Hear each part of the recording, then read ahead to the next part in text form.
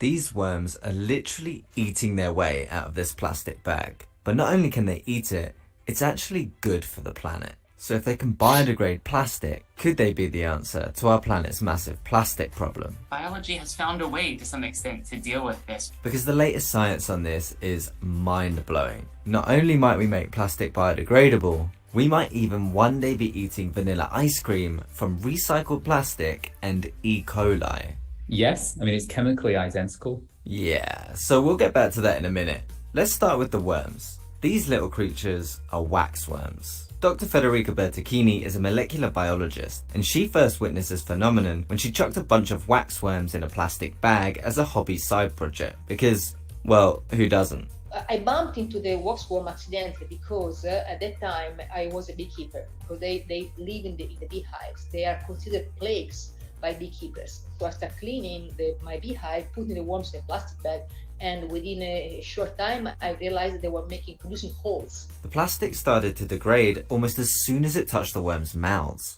So we thought, okay, maybe something coming out of the mouth. So we start collecting this liquid coming out. It's called saliva, but it's the liquid coming out of the mouth. So in this saliva, we found two enzymes that can reproduce the effect of the saliva, meaning oxidizing polyethylene. And it takes a few hours at room temperature in a watery solution. And the amazing thing is that the worms can even digest the plastic, breaking it down into something useful for the worm. The worm itself, when it eats the plastic and starts breaking it down, its guts react almost as if it was eating normal food.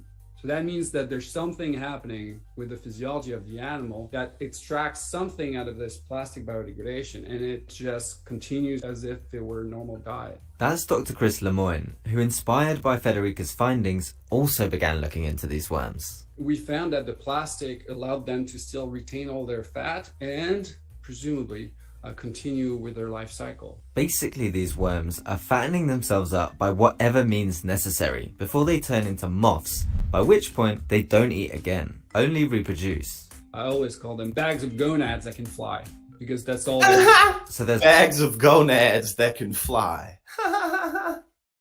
Yo, that was good, because he said when they mature and turn into adult moths, they can't eat. They're just there to basically breed giant gonads that can fly. a race underway to fix necessary before they turn into moths, by which point they don't eat again, only reproduce. I always call them bags of gonads that can fly, because bags of gonads that can fly. That's better. That's all they do. So there's a race underway to figure out just how this mechanism works. That's the $1,000,000 or $1,000,000,000 question. Because once we figure that out, that's $1 trillion worth of plastic we can degrade. Because as cool as the waxworms are, this is really about the specific combination of bacteria and enzymes that can break down plastic, something that's exceptionally rare in nature. So why is it so rare? Why is plastic so hard to break down?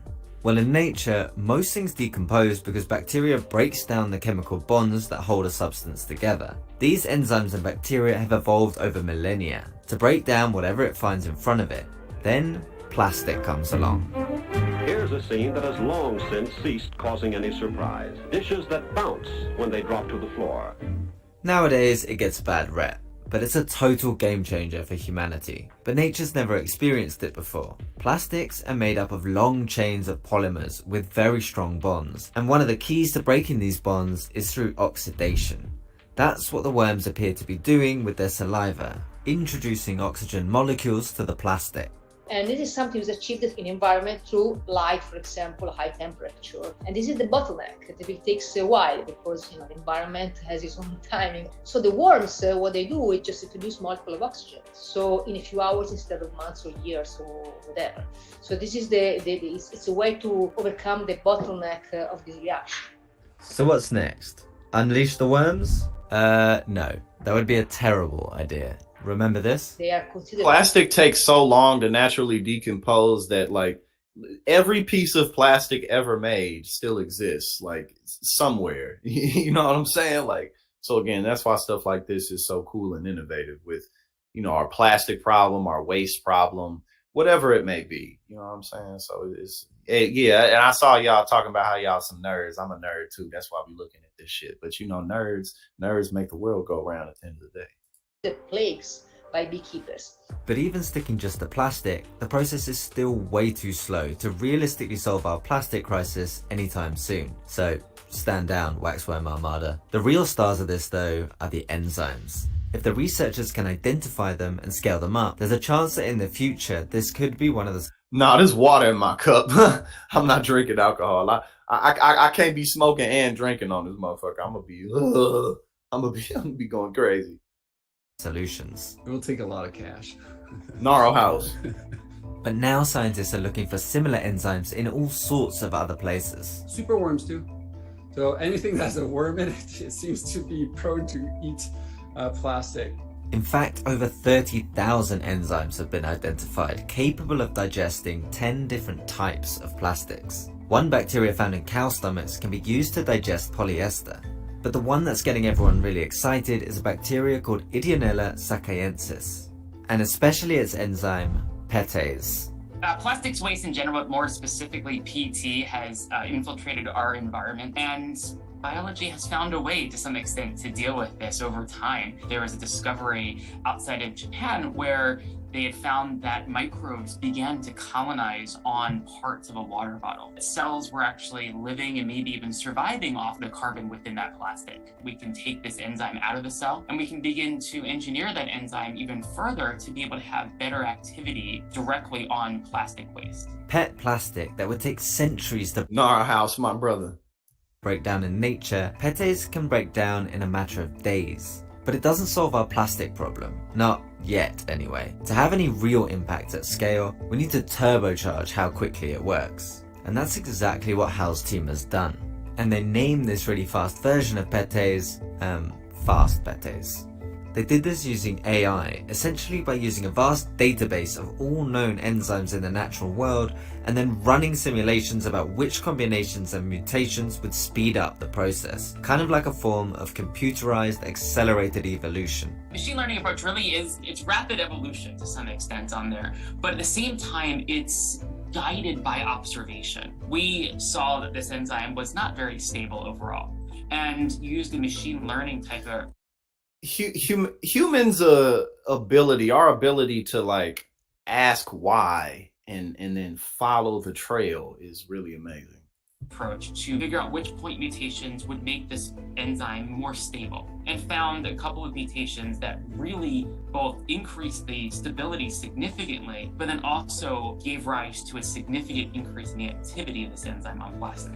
This cutting-edge technology opens up a whole new frontier of scientific possibility, and the team aren't done yet. Thinking about trying to clean up plastic that's actually in the environment. Those applications don't have the benefit of being able to control the temperature and pH very well. So having an enzyme that ultimately is flexible enough to work in a variety of different conditions is extremely valuable. Once PET plastic is broken down into its component parts, terephthalic acid and ethylene glycol, it can then be recycled into new plastic. But it doesn't necessarily have to be plastic. In theory, it could be used to make something better. Like this. Well, sort of. Because a team of scientists in Edinburgh have found a way to turn plastic into vanillin. That's the central ingredient in vanilla. And they did it using Right, you fix one thing just to not be able to fix the next. E. coli. Sounds delicious. For me and for anyone who's thinking about nice vanilla ice cream, what are we not understanding about that? We get asked this question a lot. Yes, I mean, it's chemically identical. Okay, forgive me if the next part ruins vanilla for you. So vanillin is a compound that's derived from oil that we pump out of the ground. It's the same feedstock that we use to make petrol that we use in our cars. So we, in essence, took one of those enzymes that had been reported to do the initial depolymerization, and then took the mixture of terephthalic acid and ethylene glycol that you get from that, and simply just fed it to our E. coli. But the way that I think about it is, you know, yes, this compound's coming from plastic waste, and yes, it's coming from a bacteria, but I think we as a society are okay with eating food that has oil in it, the vanillin derived from oil. So why wouldn't we be okay with having a bacterium produce that for us? Now, these guys aren't really trying to sell you vanilla ice cream. They're more interested in upcycling recycled plastic. There's recycling plastics into more plastics, and then there's upcycling plastics into other compounds.